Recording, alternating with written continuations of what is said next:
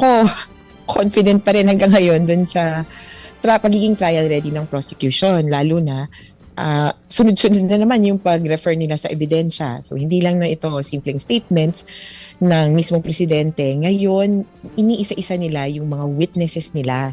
Kung kahapon, parang 3 pa lang yung witnesses na binabanggit. Si P1, si P2, P26. Aba ngayon, medyo dumami at nalusta ko na nga ilan ba itong witnesses na nire-referan ng prosecution. At ang lumalabas, it's both insider witnesses and expert witnesses. Kaya para sa akin, walang nagbago, trial ready sila. Yung kulang lang siguro, pero palagay ko kaya hindi may patikim. Sinabi naman nila may reward system eh. Ganda nung pagkakaano nila, PPP. R ba? Ganyan. So, uutusan ka and then you are paid, you are promoted, you are pardoned. PPP lang pala. So, itong, kumbaga, context yung kasi contextual elements na establish nila ngayon that Duterte had knowledge of the crimes, which was one of the points raised by the defense during their opening arguments. Ang sabi kasi nila, di ba, na hindi naman niya alam, he did not mean it. Ngayon, parang na-debunk yun, I would say so. And so, moving forward, I think talagang trial na yung paghahandaan. Okay. And it's a high standard for the defense. They're coming in tomorrow on Thursday to kumbaga to counter. Attorney Conti and Angela. So para lang doon sa mga nanonood na hindi nakapanood ng mahaba kanina na na pagpapahayag ng mga lawyers. So kanina ang nailatag ay yung parang master plan kung paano ginagawa yung Oplan Tokhang or yung war on drugs. Tama ba? Yan yung yung parang Oplan na double barrel.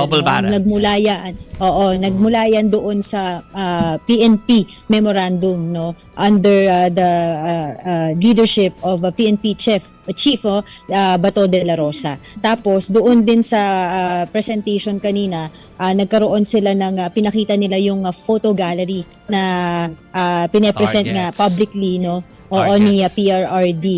Yung mga high value target na sinasabi nila pag nandoon ka ay malamang sa hindi talaga mamamatay ka. At ginawa nilang example yung sila Espinosa at saka si Paruhinog. Tama ba, Attorney Conti, na trace mula doon sa roots nitong plan sa Davao ay ginawang nationwide?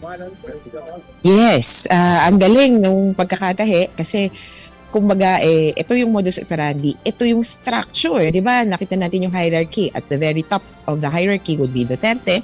Tapos sa baba niya, co-perpetrators, kumbaga uutusan. Tapos may DDS handlers bago tumungtong sa mismong gumawa. So itong hierarchy daw na ito ay naulit later on. At may ibang witnesses na mukhang yun din ang sasabihin.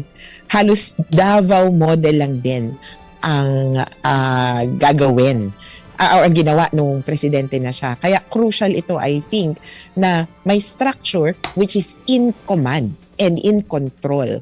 Yung ganon, hindi mo maikakaila na hindi ko alam kung anong nangyari or hindi naman dapat pumatay ang mga yan kasi hindi ko naman sinabi directly.